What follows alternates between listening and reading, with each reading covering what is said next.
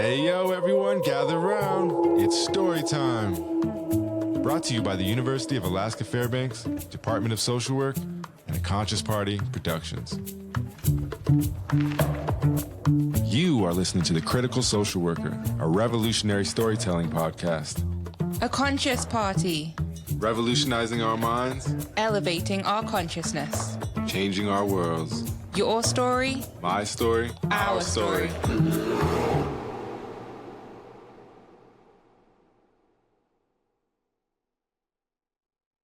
Welcome to another episode of The Critical Social Worker, a revolutionary storytelling podcast. I'm your host, Christian Ace Stettler, and I think this is episode 58. I'm really happy to be joined by my good friend, Mr. Ken Peeples today. What's up, Ken? How's it going? All good, Christian. Thanks for having me on. It's good to have you. What's up, Carol? Glad to have you here, too. And like I always say, if you have any questions throughout the podcast, throughout the episode, you want to talk story, you're welcome to put a question in the chat at any time, or you can use the call-in feature and pop up here in a box and talk to us face-to-face. Well, how's the weather over there, Ken? You guys hit winter yet, or are you still in the summer, fall? We're still in that purgatory phase where the weather hasn't decided if it wants to be summer or fall yet. So, it's nice right now. It's pretty mild. It's like 70-something degrees. But, tomorrow it might be, or next week it might be 50, 45. And then we'll have another day that's like 65, 70. So, we're in that weird range where we're kind of sort of gearing up for winter. But that's the beauty of the East Coast. We have we have actual seasons over here, and I love it. I love that about the East Coast. How's everything in Alaska? Yeah, well, it's not full-on Alaska winter yet, but for most people's standards, it's winter. As you can see, there's a blanket of snow out there. The schools got canceled yesterday for too much snow, so it's here. It's here in Alaska for sure. And I guess I didn't even mention Ken's over. You're in Philly, right? PA. Well, I've only been over there in Philly once, but it was kind of cold. It was windy, I think. So the wind was cold, but So you've been busy, Ken. You just started up, or I guess you shouldn't say you just started up, but you're getting going. Sacred Realms Consulting. You want to talk about that for a minute? Sure. Sacred Realm is something that came out of me just serendipitously working with somebody overseas. I met somebody randomly. We reconnected in the UAE, and just a random lunch meeting turned into, hey, this is what I'm up to over here. This is how I get to stay over here. And I'm just like, oh, wow. And she plugged me in with a physician who was looking for, ways to mitigate healthcare costs for employees. UAE, in my experience, it's not really that good in terms of public health. It's not a very good place to be, in my opinion. Because healthcare over there is so tertiary, people don't really focus so much on primary care. At least that's how it was when I was out there a lot, in the early 2010s, early to mid 2010s. So people just go to specialists. I don't even know many primary care physicians out there. Everybody's a specialist who's in the healthcare industry. So It wasn't the best market for me, but this was an opportunity for me to use my skill set in a setting, and I never thought about, public health in a corporation, so to speak. So he wanted a smoking cessation program designed in, in my own specialty. I love making everything a game. Just make everything an RPG that works. And I find having that constant hamster wheel, leveling up, it creates that dopamine effect. So it is a little bit of psychology involved, but it works. You know what I mean? So I designed it, and that was pretty much the start. And I'm like, wow, I can make money just doing things like this. So every time I traveled, I would try to get a sort of contract, so to speak. Didn't always work out that way, but Sacred Realm Consulting was just me leaning into that. Finally having the courage to fly out of the nest and bet on myself finally, So so it's a very special and meaningful launch for me, just because it's me really going into entrepreneurship, which I've really never, I would say I never had the courage to do. I always enjoyed having that constant paycheck every 2 weeks, or in academia it would be every month. You know what I mean? But yeah, so that's Sacred Realm's origins. It literally started in the UAE. Not sure exactly what year, but probably about 10 years ago. But it officially became an entity in 2020. And we got our first paid invoice in January 2023. So I'm counting that as the official launch. That's what's up. So you're talking about, putting yourself out there, making money in different ways. And one of the things in social work that you hear everywhere, right, is there's no money in social work. Why are you going to go into social work? It's a degree that you can't get paid. And that's kind of true. If you go into the university and you get a bunch of student loans, and then you got to go and be a case manager or something, and you're overworked with a high caseload and not making that much cash. But I always frown on using that as a starting point, because I think that you can make money as a social worker. You just have to be creative, and you have to not live by other people's parameters. So, I know that you've been dealing with financial literacy, and I think it's really important for social workers. Even, you're talking about starting your own business. You got your first invoice. Well, I'd say even maybe a 51% majority, at least, of social workers, I think they have these ideals, or, they're imagining themselves having their own clientele, their own private practice. So I was wondering if you want to talk about financial literacy and what that means for social workers. If some of these students are trying to go on and become a clinical social worker and have their own practice or start their own business in some other capacity, what kind of advice would you give to them? What kind of things should they be thinking about and learning about? In terms of financial social work, first let me define what financial social work is. It's like think of it as like social work, like it's a specialized areas of social work that focuses specifically on like the relationship between financial stability, mental, emotional, and social well-being, right?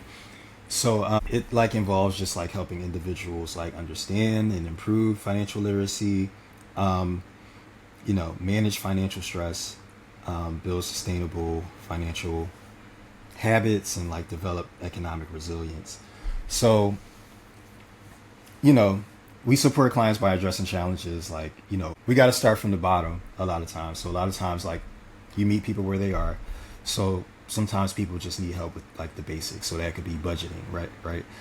Sometimes people already have that under control. So they might need help with like debt management and, how to sequence debt payments or things like that, financial planning, or just even navigating financial hardships.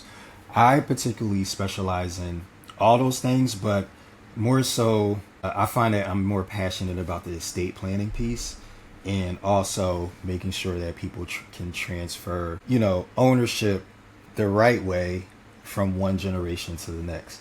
Because a lot of times, especially in the Black community, we lose a lot of wealth because we don't do a lot of estate planning at all. And it's not because, people don't want to, it's just they don't know that this is what they're supposed to do. So we get into all those sorts of things. But the key thing is like, I think having social workers involved in like the financial literacy piece is so critical, because like, I think financial stress is like such a common root to so many other issues. So think of other mental health challenges, just the stress and anxiety and depression that goes into it, housing instability as well, which is what I deal with specifically. And then also relationship conflicts. I don't know if that statistic is still current, but I know I remember for a while, like one of the main the number one reason why couples like split is due to like financial troubles or like money, basically. I don't know if that's still true yet. I haven't looked into it recently, but I know it was for a while. So when we get into finances, we're getting into the root of a lot of things, that social workers have to deal with. But this is one aspect of like what I call the causal pathway that, we're not dealing with directly. But we can talk more about that because there's a huge public health element into how I practice financial social work as well. Yeah, and it seems like social work as, an overarching profession, education, the way the education is set up, it almost seems like it's set up to make social workers go into debt, right? If you look at, say, an advanced standing MSW program, right? They're going to charge you at least what it costs via student loans. And so you're going to go get student loans. You're going to be so busy taking those 5 graduate classes per semester, plus your internship. You don't have a lot of money, a lot of time to make money or take care of things on the side. So you're going to come out oftentimes out of your MSW ready to, charged up and ready to go and get your licensure and your LCSW and whatnot. But oftentimes social workers are just broke. You know what I mean? And then they're struggling. And then you got job advertisements out there from these corporations that are offering like $100K for a clinical social worker or something. But then you go and you look more into it, and it's because they want you to see 80 clients a week or something like that. And so it seems that in a lot of ways, the systems and the organizations, the powers that be with social work, I'm not saying that this is their motive. I'm just saying it does very much seem to be set up for social workers to fail. And so I think I don't even hear people talking about financial literacy or anything to do with that for social workers most of the time. And so first of all, just thank you for, taking the lead on that and helping folks out with that. But, what do you think about all that? What do you think about the cycle that social workers get caught up in? And, what advice do you have for them to try to break that cycle? And I don't even think it's like specific to us as social workers per se. I think it's just a failure, a societal failure of just the country as a whole. We, like the United States, does not invest in its students. It does not invest in its people. So to have so many folks walking around with so much credit card debt, student loan debt, it's just like it's just unconscionable. You know what I mean? It just and I think recently Biden just backed off of they were about to start collecting charging people interest, late fees, and sending people to collections for not making the payments on their student loans, because I think it was last year around this time they restarted payments. And so I think he extended the no fee collections, no reporting to credit bureaus for another 6 months now, because I guess there's a lot of backlash about that. So and it really kind of shows the neoliberal nature of, but I digress. It's kind of like for higher education, for so many people to be priced out of it. Like, who can afford higher education like out of pocket nowadays? You know what I mean? Like, very few people. And so it's like it's kind of like a setup where you have to take out debt, and so that you have to get some sort of job somewhere. I don't know, if you're like an MBA or like, say you're an MD, like you're going to have to, especially if you go to grad school or go to like a professional school, you're going to have to pay off those loans. So you're going to have to contribute to the system, and by, by being like sort of like a wage slave would probably be too harsh of a term, but I feel like it's just a way of getting people into this cog in the machine, sort of like a capitalist, sort of like a hamster wheel, so to speak. You know what I mean? So it's like, it's not unique to us, but I feel like it's just like a underinvest in higher education. I remember there was a time where we used to get Pell Grants and things like that, and not again. And then I think I was in grad school at the time where they stopped doing unsubsidized, or they stopped doing subsidized Stafford loans or whatever. I forget what it was called. But they stopped doing the subsidized loans. So like now interest is accruing while you're taking classes, while you're in school. Before, it never used to be like that. It was my last year that my last year alone started accruing interest while I was in school. I mean, it's crazy. The folks who are in charge don't really, advocate for folks like students or ordinary people like us. It's more about, keeping the elite class, keeping the money and the passive income flowing into their pocket. So it really is like sort of a class, it really is a class war. And so social workers have to not only we have to advocate for other people, but we need to advocate for ourselves, especially when it comes to, navigating things like student debt. And because how can we advocate or show people the way with these sorts of things if we don't know how to do it ourselves? So this is like a lane that social workers need to be in, financial social work. And like I said, I don't know if I told you or I shared my, like, how I found out about it, because it didn't seem like it was a big thing for a while, but I learned about it in the pandemic. But I can give you that sidebar another time. But so I mean, I think social workers who are like, trained in financial literacy, they're really well equipped to handle, more complex systemic issues like this, and these issues that face their clients, and, and it's very person-centered support, that improves overall well-being for folks. So I think it's a lane that more social workers should definitely look into and get certified in. And it helps you personally as well to be well-versed in this stuff. You know, the whole student loan thing reminds me of, you know how you look back on history sometimes and you're like, how could they do that to people? Why would they do that? And it reminds me of indentured servitude, you know, when folks were coming over to what's now the United States of America, and they'd sell away years or decades of their life to come over, and they'd have to work. And it sounds so ridiculous, you know, when you look at it historically. And I think in the future, when we're looking back on student loans, we're going to be like, why did they do this to the people? It doesn't make any sense. There's no logic behind it. And, you know, to take it further, just to imagine, so that back to that MSW, somebody who got a master's in social work, they did the advanced standing program, they took out loans, they pushed through it, they got it through, and then they go through and they spend a few more years, they get their clinical social work license, they're practicing clinical social work, but by that time they're so damn burnt out by doing everything, and they're in debt, and so they have to work extra. And so this person, a lot of people that come into social work, you know, they got history of trauma themselves, and so then they're working with all these clients, working more than they should so that they can pay off their loans and stay out of debt or climb out of debt.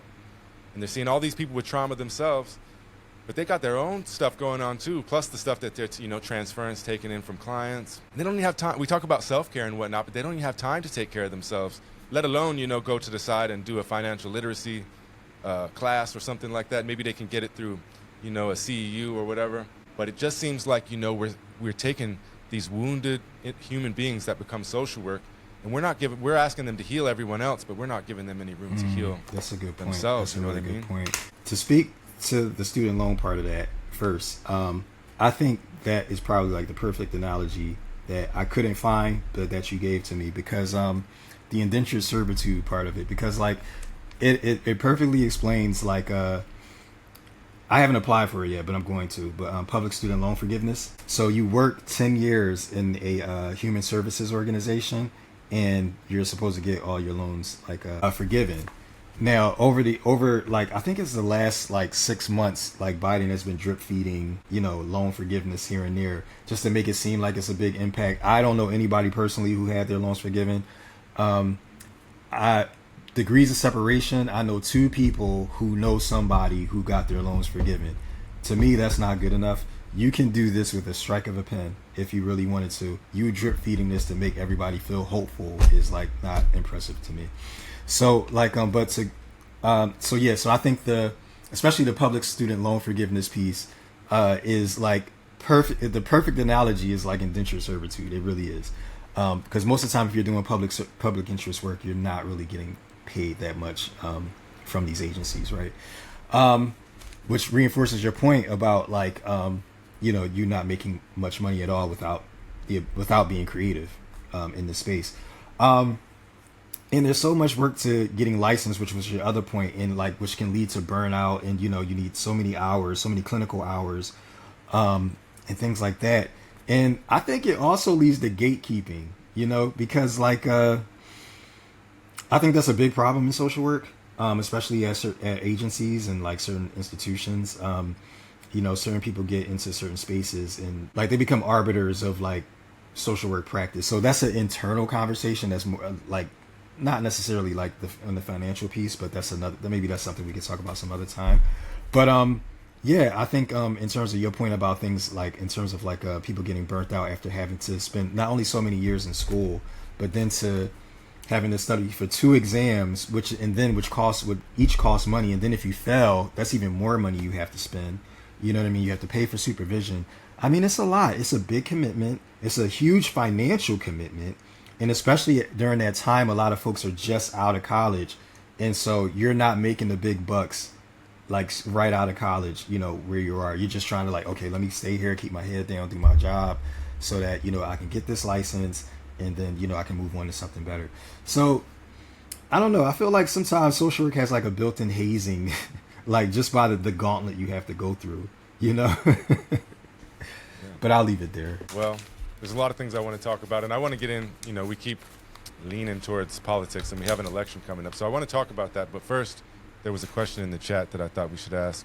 Kasia asked, what exactly I think she's talking about when we were talking about Sacred Realms Consulting. What kind of treatments, interventions? How does it work? Oh, so all right. Well, let me encourage you guys to go to the website. So it's and read our mission statement and our like values, all that stuff. We don't necessarily do like treatment or intervention, so to speak. I do get some therapy clients through Sacred Realm Consulting, but mostly it's coaching, and I do a lot of one-on-one coaching, financial coaching, health coaching, empowerment coaching. But most of my therapy clients don't come through Sacred Realm. But I do a lot of workshops and trainings just based on my expertise, and I do a lot of work with community organizations and big corporate clients. A lot of stuff is cooking. I can't really talk about it right now, not yet. But yeah, in terms of like interventions, and I'm not quite sure how to answer that, so to speak. Nothing in terms of like interventions, so to speak. But I encourage you to go to the website to check out exactly what we do. So it's like coaching, some therapy, but mostly workshops, trainings, and for corporate clients and community organizations. What's the website? And I see the follow-up question: is the coaching for social workers or for members of the population in general? It's for anybody who could use that particular. Let's switch the topics a little bit. Let's slide over to where we seem to be going naturally, and we talked a lot about this in the past. And we obviously have the presidential election coming up next Tuesday, I believe. And I think there's a lot of angles or ways we could take this. You and I have talked about politics quite a bit already. But I think as we're approaching the election, I think, it's not, this is just my perspective, but I think, when I look at revolutionary social work or even social work in general, but I don't think it's my job to tell people who to vote for, which I do see happening here and there. And I see a little bit of shaming and things go on like that. And I'm just going to be straight up clear from my perspective. I view myself as nonpartisan. I don't belong to either party. I was a member. I signed up for the Democrats. I signed as a member of the Democratic Party back in 2015 or whatever it was when Bernie was running, so I could vote in the primaries. I've only voted in the presidential election twice. I voted for Obama in 2012, and then I would have voted for Bernie, but I ended up voting for Jill Stein in 2016. I didn't vote in 2020, and I'm straight. I know people will be mad at me for saying this, but I'm not going to vote in 2024. And now that would be different, probably, if I were maybe living in a swing state or somewhere where it was up for grabs. But here in Alaska, everywhere I've lived, I've never been in a state. I've never had an opportunity to vote in a state for the presidential election where it really mattered very much. In Alaska and Utah, where I've spent a lot of time, it's completely conservative. It's not going anywhere. They're not going to vote for a Democrat. And I lived in Hawaii for a different election, and they're always going to vote for the Democrat no matter what. So I've never been involved in an election where I had much of a say in that regard. And I'm not going to vote this election because I already voted for Jill Stein, and I don't see that many changes that she's made. I could vote for her as an anti-genocide type of thing. I could vote. Cornel West is on the ballot here. I could see voting for him as well. But it would just be a small protest vote, one vote on somebody that not very many people are going to vote for here. And so, like I said, if I lived somewhere where I felt my vote could really make a difference in the tally, I would take it a lot more seriously. But I never have lived somewhere. And so my perspective as, where we're coming from is just to talk. I feel like we should talk about things, to be critical about it in a nonpartisan way. And when I say nonpartisan, I mean, not talking about Kamala Harris as an angel from heaven, or like Donald Trump is this angel that can never miss a putt. They're both somewhere in the middle, somewhere over there. And to me, they both lean conservative in the big scale of things. I know Trump and them always are accusing Harris of being a communist, but I think she's about as far from that as you might get in most ways. And so I think my problem with social work in general, especially the organizations, is not that, let me back up a little bit, it's not that an individual chooses to vote for any candidate. That's your right, and that's what you should be doing. I have a platform as a professor, as a podcaster, etc., and I feel like mine is just to be critical about it and to talk about things and not to tell you what to do, but to help inform you and have conversations around it. And so Ken and I have already done this several times. And so I can understand why people would vote for both candidates, and I can see, from my perspective, a billion reasons why you wouldn't vote for either of them. I've had a lot of folks, come to me and tell me, look, Christian, or look, Ace, you're not taking into account people of color. You're not taking into account, you're sitting from a place of privilege, being able to say that you're not going to vote for anyone, but it's not going to affect you like it affects other people. And I think there could be some truth to that. Like I said, I'm living somewhere where it's not going to change things drastically, and my vote is not, or anyone's vote is not going to make that big of a difference. But we do have a responsibility to be informed, and there are many more people that have the different view of me, that it is your absolute responsibility to go and vote irregardless. And, I know that was a lot, but I just felt like, opening it up and sharing a little bit about where I'm coming from on it. And, how do you think we should be approaching this, as, we've only got 5 or 6 days left? Yeah, we do. We only got we got like a week before, November 5th, or less than that. It's Wednesday. So, I'll preface it.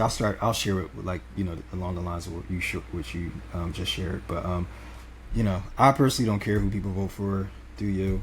It's private. You do whatever you want to do. But my only issue comes in when you try to get on me for my voting choices, because then people start getting judgmental, and then they just they get into their little spiel, and a lot of times people aren't coming from a space of intellectualism.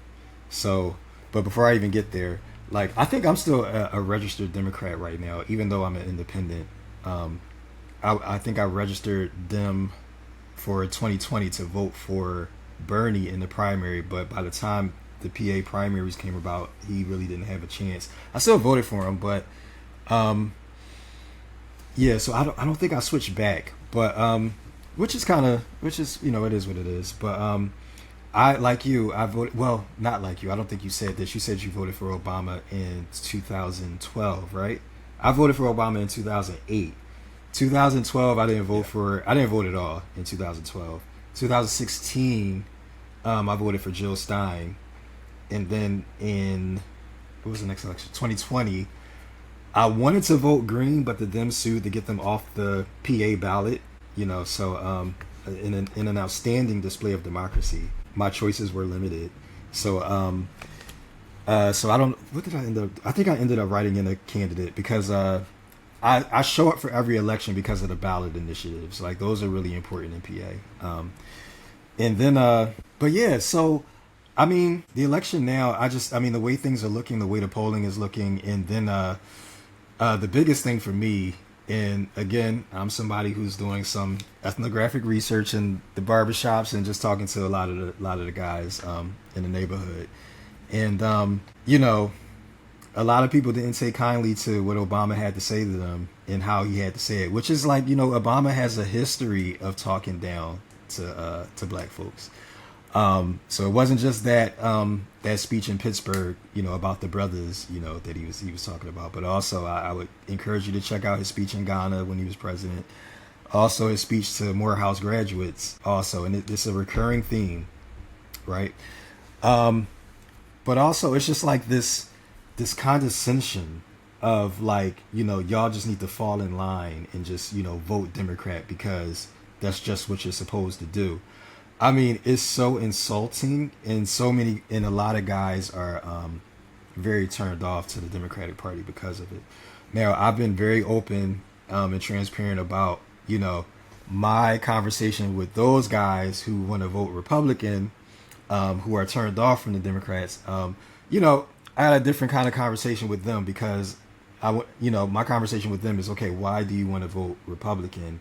I understand why you don't want to vote Democrat, but why do you want to vote Republican? And then that opens up another conversation. But in terms of how the Democrats are, in terms of where Democrats are concerned, they're just turning off a lot of people, and I feel like the media has they really screwed up this time because so much of their coverage of Trump, even from 2016, has been so disingenuous.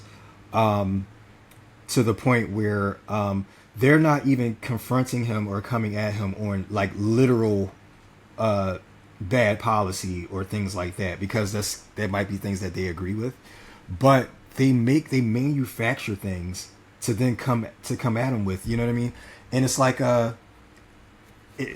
I don't think the amount of people who watch MSNBC, who watch CNN, who watch The View, you know, that crowd, and who are super like influenced by influencers and actors and actresses and, you know, music moguls like Beyonce or like, you know, Kevin Hart or DL Hughley, or pundits like what's his name, Roland Martin or Don Lemon, you know, people who are firmly in the Democratic Party camp, no matter how badly they're treated by these networks, like, you know what I mean? If you're out of their purview, you're getting a totally different view of this election than people who are in that camp. Like, you're getting very curated news media. Like, every minute of it is like curated and like compartmentalized into like and packaged, and so it's like a marketing package for you. You know what I mean? And so people really are out here scared and like, all right, there are two angles to this. Like, so for example, like there are a lot of people who only view Kamala Harris in any of the interviews that she's done through the clips that MSNBC or CNN selectively edits, right? That makes her, when she's going on her like her scripted spiel, right?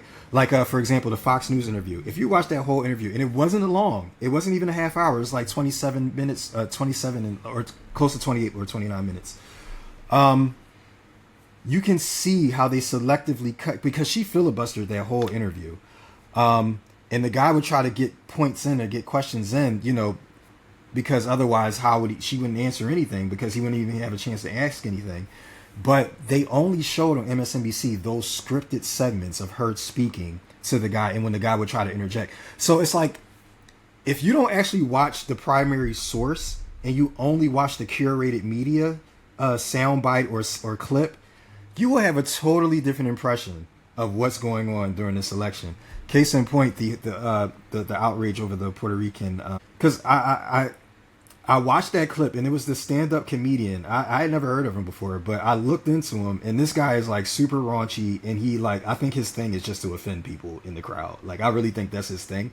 And as a comedian, you kind of get that pass because that's just what comedians do. You know what I mean? And so they took that specific thing, and it's like they didn't include the broader context, and or they won't even tell you who this guy is. And like I think it was it wasn't Foreign Policy. I think it was the Wall Street Journal or the New York Times had an article about this specific thing. And like, they wouldn't even tell you that this guy was a comedian. They just wanted you to say that there was somebody on the stage who said this, and like, this is why you should be afraid. And it's just like, everybody who watches like that side of the media is just so afraid. And like, because like a picture has been painted for them, and it's unreal the times we're living in right now. I swear we're in the Twilight Zone, man. And it's just like, people are no longer intellectually curious. They're okay with being drip fed and force fed certain narratives, and they don't question it at all. They don't question it at all. They just accept it, and they move through life as if that's the reality. So I think a lot of Americans now are just like living in like a virtual reality, and like they're not applying any critical thinking skills to anything happening in real life, and they're like so plugged in to like their specific influencer or their specific media network that they quote unquote trust, that, you know, that's good enough for them. So they basically outsource their thinking to that particular source. And I feel like that's where we're at now. We're in an age of anti-intellectualism. Yeah, I mean, it basically goes like this. You know, I'll go watch a live interview or a full clip or a full recording of an interview with Kamala Harris, and I'll watch it, and then I'll go on, let's say, Twitter or whatever, LinkedIn, it doesn't matter. Go on there, and I read some of the posts about them, and some of them are obvious. You know, they have those social media heroes that are, everything's like breaking news, wow, holy shit, Kamala just did this, whatever, which are completely full of shit, which is probably a lot of the people that you're talking about. That's who they're literally getting, that's who they're following. But so I go watch this interview, and I watch an interview with Kamala Harris. Doesn't matter if it's that Fox News one, it doesn't matter if it's the 60 Minutes, whatever it is, okay? I watch it, and then I go and I look at what people are saying about it. And there's so many folks, and especially, I want to emphasize this, especially in the realm of social work, that will write something about how excellent she did in the interview and how she just knocked them dead and whatever. And I get we can have different interpretations and different perceptions on how things go, but not to that degree You know what I'm saying? And if you were to go read the transcripts, it's ridiculous. You can't even read it. If I were to go and deliver a speech like that at the university or answer questions like that, people would ridicule me, and they would, I would never be invited back. And so she's running for president of the United States of America. And there's just this huge disconnect when I see how she actually performs and how certain people, or especially in the realm of social work, interpret it, or at least maybe not how they interpret it, but how they repackage it and market it, regurgitate it to us. And then I talk to people about it, and anybody that's in that realm typically just runs the other direction. They won't even talk to me about the points or respond to me in any way. And another thing that I've seen is things projected onto Harris, like, if you don't agree with her, or if you're still criticizing her, then you must be racist or you must be sexist. And I'm on Twitter and whatnot. I've seen plenty of racist and sexist shit, so I'm not saying that doesn't happen at all by any means. But sometimes when we reduce it to just that, and that everybody that's criticizing her falls into those categories, it totally eliminates any potential for dissent, for critical discourse, for whatever, to move the needle further towards understanding what's going on. And it's like this. I look at it like this. It's like, so when people say, well, you were complaining that she wasn't going on enough interviews, and now she's went on Fox News and she's went on this, and now you're still saying that she's not doing good enough, and so she's not this and that. Well, you're not going to give me credit just for showing up to a job interview, right? I have to perform well in the job interview. I can't go and be like, well, I came to the interview. What do you mean? You said I wasn't asserting myself and I came to the interview, but you weren't able to answer any of the questions. Of course you're not going to hire me. So it's really, really weird that that we don't have to apply this to somebody running for the president of the United States. And I would say that you could apply the same thing on Trump. From the Trump side, there's plenty of people, like I said, that are writing about him like he never misses a golf putt and everybody loves him to death and he never does anything wrong. But I mean, I watch him just as well, and he rambles on just as much, and he may be able to do it for a little bit more like extemporaneously on the spot, but he still rambles and he still talks a bunch of shit, and they both talk about how much they love Israel and how much they're going to outdo the other one, in funding these ongoing genocides and wars. So, I'm kind of like, there's nobody to talk to unless it's to like someone like you, Ken. I don't got anybody to talk to. It's like I said, I think the last time we spoke, I said like it's just really one big purple party. Like I don't have a home in either one of them. You know what I mean? Obviously, I've never voted Republican in my life, but I just don't see the utility of voting Democrat anyway, because I just think they're useless. And you made a good point. Like Trump rambles on all the time as well, and a lot of times like it's like just this air of projection. The thing about Kamala rambling on versus like Trump rambling on is that Trump is a lot more authentic, right? If she doesn't have a teleprompter, I mean, it's just scripted, you know what I mean? And like people have side by side put her in different interviews and show her saying the exact same thing, you know what I mean? I don't know if anybody ever heard of Noam Chomsky, great scholar from Philly. There's a documentary in a book called Manufacturing Consent, right? And that's exactly what's happening right now. And to your point about how, so I watched I watched quite a few of her interviews, enough to make what I feel like is a solid opinion about, her ability to like perform in these situations. I think it was a CBS News interview. It was a black guy with glasses who interviewed her, like an older black guy. She struggled really badly. We talked about the Fox News interview. I watched her on All the Smoke. I watched her also in the Charlemagne interview. I think that was was that an audio podcast? I remember seeing clips of that. But then her CNN town hall, and man, it's just like she cannot explain what she can do for people, and her only spiel is I'm not Donald Trump. You know what I mean? And so it puts a lot of emphasis on like for example, let me think about her town hall where she's trying to she's trying to create a separation between herself and Biden, but at the same time on The View, that's another interview I watched that I left off. She said she was in on every decision making situation that in the Biden administration, her administration, Biden-Harris administration, and she didn't disagree with him at all. So it's like she's trying to have it both ways, and she's trying, depending on what platform she's on, is how she's trying to kind of sparse her position.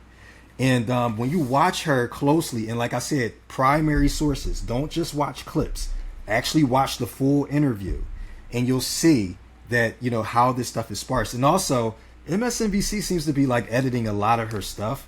It seems like some of the stuff was like really heavily edited. And one of her answers at another town hall, it was one for like a Hispanic, it was like, I don't want to call it a Hispanic town hall, but I think those were the people in the audience, and like it was like catered towards that demographic. And there was a shot where the camera panned around and showed that the teleprompter was on, but then it turned off as the camera panned around. So it's just like everything about her just seems so scripted, and like it's very, very disingenuous for the Democratic Party to tell people that the only reason that anybody would not support Kamala is because she's either a woman or because she's however she identifies racially. So, I mean, that's just so, it's just such black and white thinking. It's the binary thinking that I feel like the elite class want citizens to think like. Everything is zero sum. It's either this or that. There is no nuance, right? So, I mean, like I said, we can talk about her record as, you know, district attorney of San Francisco or AG in California. We can talk about this. We don't even have to go out of this election. Remember this whole blackmail plan that she had for folks? You know, I forget what it was, but it was, first of all, it was something about crypto. Okay, cool. Something about marijuana. Okay, cool. Thank you for making black men the face of like some sort of marijuana legalization. Like really appreciate that, Kamala. Like, you know, great job on that one. And then it came out a few days later. Oh no, this isn't specifically for black men. This is for everybody. You know what I mean? So it's clearly just a marketing ploy because she saw that she's not polling very well amongst black men at all. So this is the thing. This is like the dirty tricks that the Democrats have. All they have is like dirty tricks employees and marketing schemes, right? They don't have anything of substance. I know a way that you can get people to vote for you all the time, Democrats. Why don't you deliver policy positions that people actually want? How about you do that? You won't have to resort to this nonsense. You know what I mean? And you won't be having these issues that you're having now. But, you know, that's what you get when you have a neoliberal party. They have to look like they're serving the interests of the people when they really are not. So now we've entered a time of like mass deception. No, I mean, I find MSNBC and CNN to just be so insufferable right now. The way they're leaning into just like, you know, manufactured stories to just like try to frighten, like we talked about last time, like getting people to operate from that downstairs brain where they're like in flight or flight mode at all times, you know. So I feel like that's where we're at right now, and I'm rambling, so I'll just leave it there. Good. You had a lot of good things to say. I think in some ways it feels just hopeless because we go through these trends over and over and over again, and you know, it seems like every election the same talking points come up, whether it's student loans, abortion, immigration, all the things. And, you know, I think something that's really telling, if you look at the Democratic Party right now, you know, led by basically Kamala Harris and Joe Biden, or at least that's what we're supposed to perceive it to be. And their policies in 2024 are not that much different than the Republicans in the 2000s, which is really, really weird. You know, you have basically Dick and Liz Cheney, you know, are being used significantly by Kamala and the Democrats as evidence that, you know, Trump's so bad. But I mean, I remember Dick Cheney, and I've looked into him a lot over the past few decades. And he's one of the I'm one of the people that say, you know, even if you don't like somebody, you know, they can be right. You know, they can tell the truth. Even I would say that with Donald Trump, right? I think that he lies all the time, but sometimes he tells the truth, and it's an important truth sometimes. But when it comes to Dick Cheney, I mean, Dick Cheney's responsible for like 1 million deaths. He was the CEO of Halliburton, quit to go and be the VP, and Halliburton made billions of dollars off Iraq, billions of dollars off of Iraq, off going in there on false pretenses, you know, on the weapons of mass destruction based on the fake Steele dossier. And so to have him being in, not because you can't control who endorses you, right? Like, what's his name, the the KKK guys always endorsing people every year, and they're like, oh, he endorsed him, don't vote for him. But you don't have any control over who endorses you. But like Kamala Harris is not just letting him endorse her, they're propping that up. And so I don't get how over these a couple decades, you go from Dick Cheney, from whatever he was and still is, to propping him up. And then just so many things that, again, were Republican policy, like the wall. And I think, what's his name, Anderson Cooper, made Kamala answer about that in an uncomfortable way. But, she, along with most of the Democrats, were dissing the wall as racist. And I'm not sitting here advocating for the wall or anything like that. What I'm saying is that they were totally against it, ridiculing Trump for it. But now that things have changed a little bit, they're for it. I think, other things is like outrage about, remember down at the border during Trump's first term, and they were showing the pictures of the cages and whatnot, which were obviously bad, but they were from Obama's time.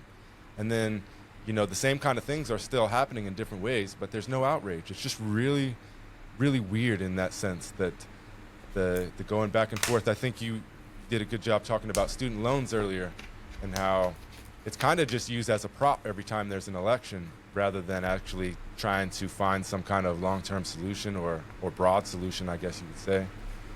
Again, abortion comes up, immigration comes up every time, and I have zero confidence that either party has any interest in really resolving these things, and they want to use them as tools to keep us hoodwinked over and over and over again. I mean, we were having these very similar conversations 8 years ago, and it just feels hopeless in a sense. And so, as a professor, as a podcaster, people look up to me and ask me for advice, and I feel a sense of responsibility. And this is one of the ways I just don't even know what the right thing for me is to do, because I'm so against the grain of what mainstream or status quo social work is. So there's always a conflict there. But I don't know when people ask me about it, what kind of leader I should be in this regard. Again, like most other social work professors are having, the students take pictures of themselves voting and giving them credit for it and whatnot like that. And I'm not even dissing that at all. I'm just saying that I don't feel that confident in telling students that just voting is, that you can make the difference or that you have an equal vote. I mean, we can even talk about the Electoral College, right? The popular vote getter sometimes doesn't win the election. So it's just a really weird situation to be in, where you're supposed to have all this responsibility for things.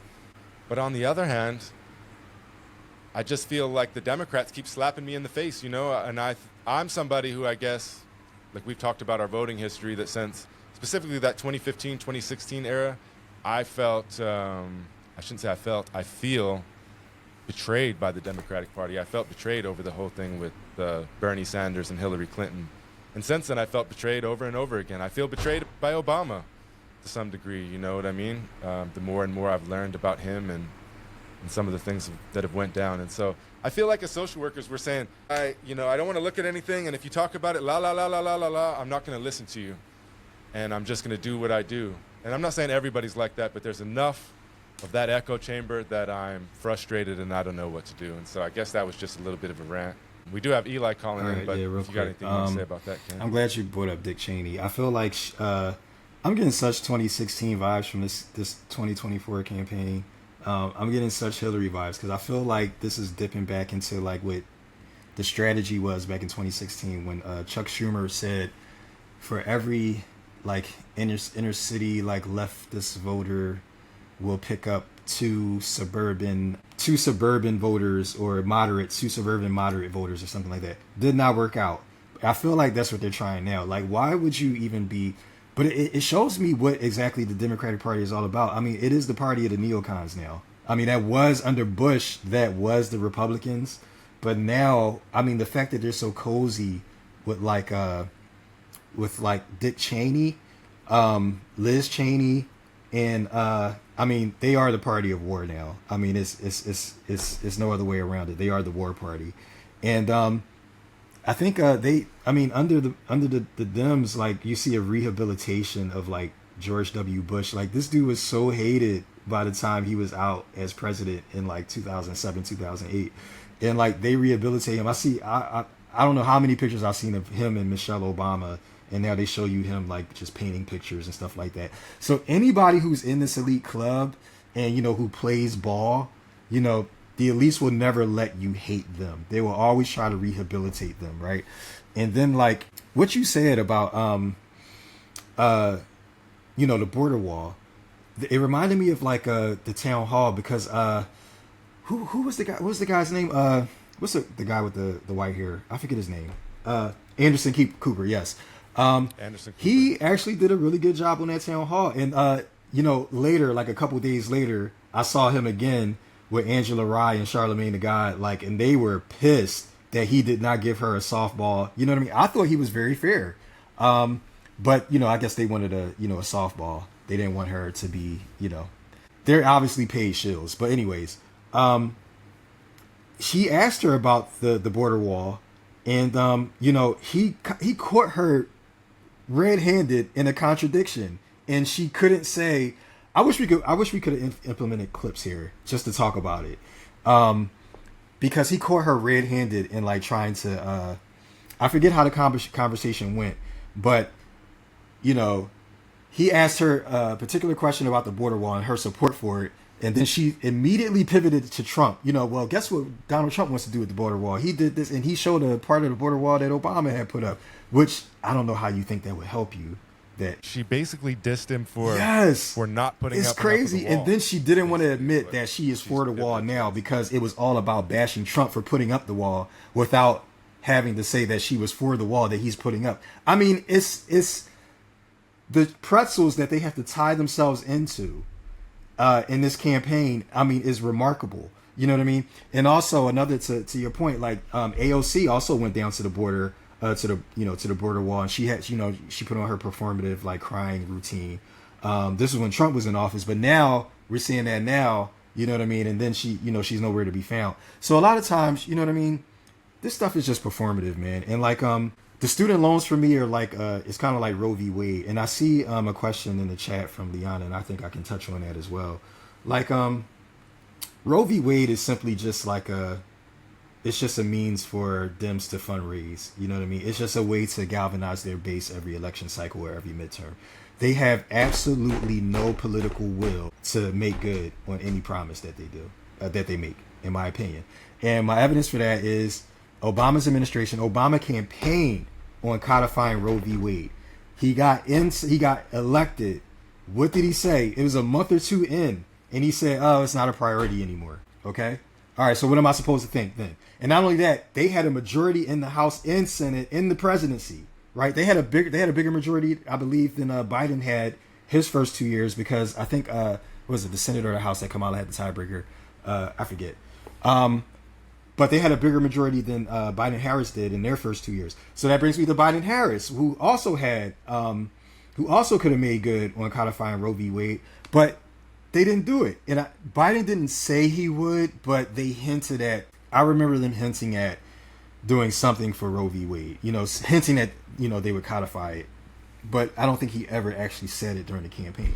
So to me, it's like you don't have any choice. You don't have any political will, and now they're talking all about it now. But it's like you're not going to get the House and Senate this time around. You have no legislative pathway to do it during this election. It's no way. Looking at the polls, there's no. Even if she gets in, which is looking not very likely right now. As of right now, Wednesday, October 30th at 5:17 p.m. Eastern Standard Time, it doesn't look likely, but anything can happen. But I'm just saying, like, there's no legislative path this time. So why? I mean, for you to be running on it is so totally disingenuous when you had two opportunities to actually do it. So if you had political will to do it, you would have done it. So it's just a hedge issue they use to galvanize their base, to get them scared, frightened, immobilized, to get to the booth, just to keep them empowered and to get absolutely nothing in return. I mean, the Democratic Party is completely useless, in my opinion. And like you said, I feel betrayed too. Like by Obama, I feel betrayed by the 2015 primary. That was the end of it for me. When I saw what happened with Bernie, I mean, sure, he's sheepdogging now. He's completely cucked. He's completely in line with the Democratic Party now. So I mean, Bernie is like a nobody to me now. But back then, I really feel like he was genuine. I don't know. Jury's still out in 2020 if he was really running for real, or if he was still sheepdogging. Because I really think he threw in the towel in that last debate with Biden. He clearly threw in the towel to me. But I think we got a good court case out of that. We got good case law showing that the DNC is a corporation, a private corporation. They can pick whoever they want. It doesn't matter how we vote. So, yeah, but democracy is on the ballot, guys, in next week. So, make it to the polls. Yeah. Bernie's so interesting because I've been so down on him after, I was hoping he would win in 2020, and I thought he would actually after the first couple of primaries.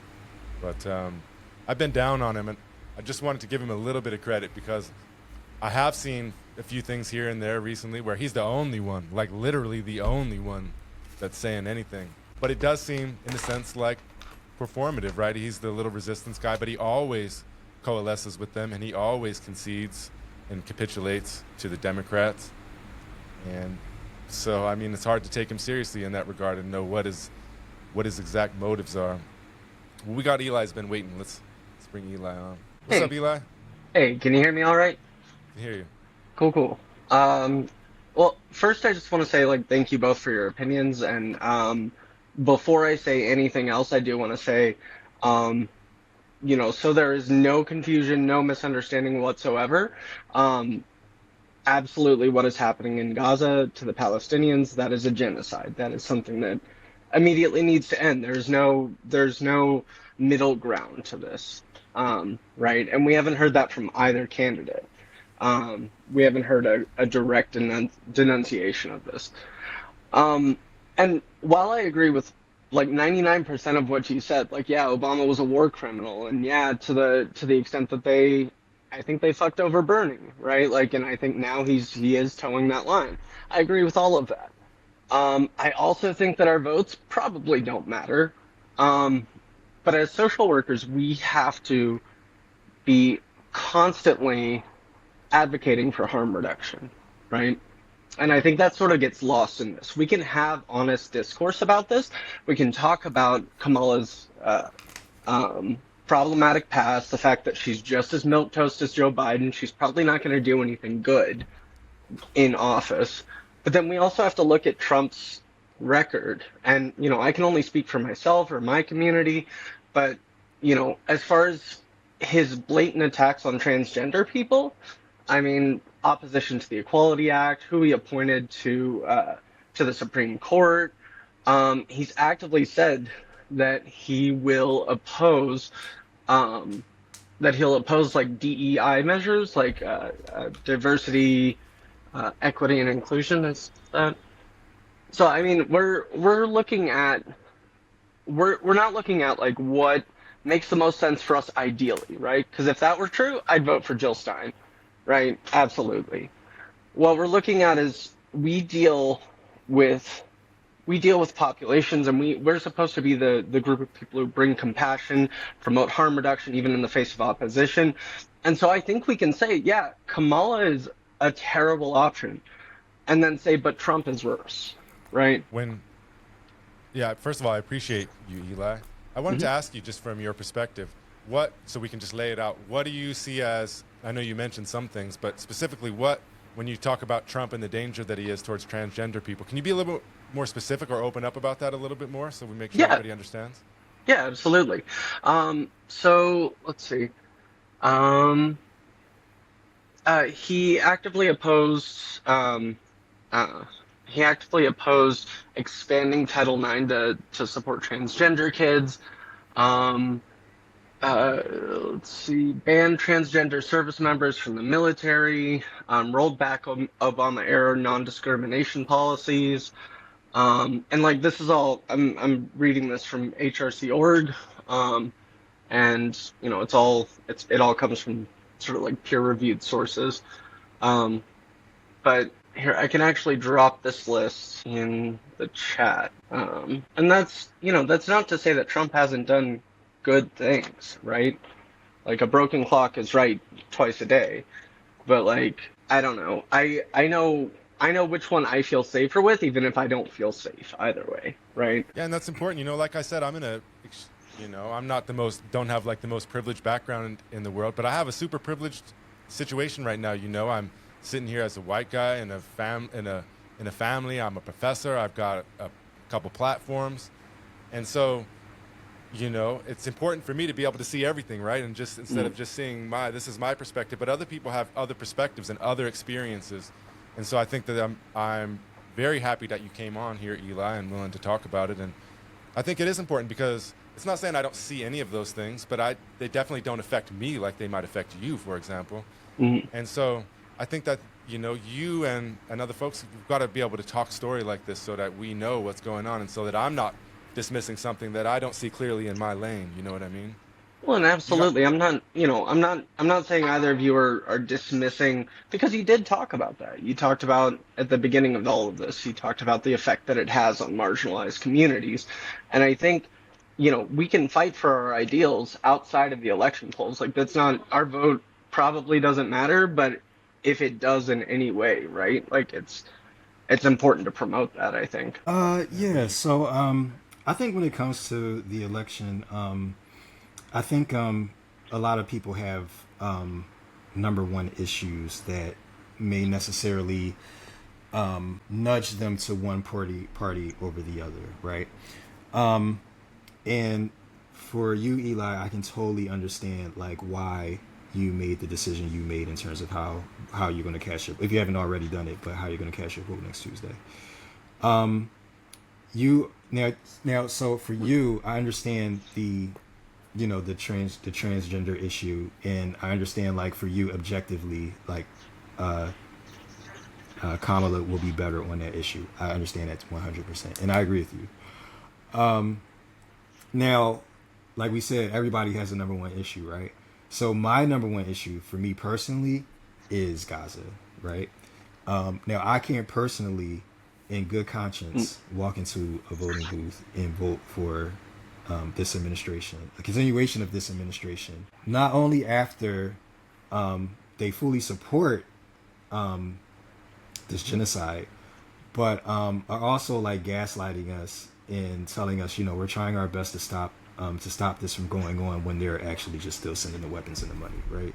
So in my opinion, they cannot be rewarded for this. Yeah. And I live in a swing state, you know what I mean? I live in PA, and I'm going to vote Jill Stein because thankfully she wasn't taken off the ballot this time. But I 100% understand your position. Yeah, and I mean, in my opinion, this really just shows the limitations of winner takes all, like winner takes all two-party system. It makes no sense, you know what I mean? And like, but that's another discussion we can have about like how the U.S. electoral system is set up. But you can't really, I don't really think you can have a democracy with a two-party system. I just don't think there's too many options for collusion. Yeah, there's too many options for collusion, which is exactly why we don't. If you don't want to have a genocide, you don't have a choice this election, because both parties are will support that. You know what I mean? They're both captured by the Zionists, So we don't have a choice there. So you know what I mean? So, but I totally understand your policy position. Just like I think it was Revolutionary Social Work, Christian, you and I were talking about when I was talking about the identity politics angle, about how a lot of black women are voting for Kamala just based on that, and and like I said, and to this day I still don't knock them for that. You know what I mean? Even though for me that's probably the most shallow thing you can vote on, but for them it's very meaningful, and I don't want to take anything away from that. But I think your policy position in terms of like LGBTQ and transgender, I completely understand why you're going to vote the way you do. I mean, I'm not going to take up too much of your time. I think I chose that just because I do have a personal stake in it. But I mean, having driven truck during the first Trump term, right? Like, I got to see all corners of the country, and this was before I was out, right, and before I presented this way. But I got to see all corners of the country, and god damn, it was divisive, right? Like, we didn't have discourse, right? We just had two opposing sides yelling at each other. And I think that's quieted down over the past 4 years, even if no real change has actually come.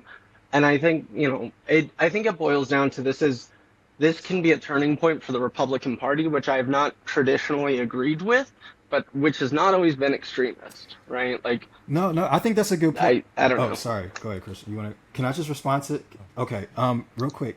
I think what you say is very important because I understand like tangibly how frightening a Trump presidency was during, like, Trump's presidency was for a lot of people. Like, I have a friend that lives in Southern Jersey. I have another friend that lives in Kentucky. Both black females, and they would tell me like how the energy felt being in that part of like basically like the stereotypical MAGA land. You know what I mean? So I understand like materially like it does have like a negative like it creates a negative atmosphere for people who live in certain places.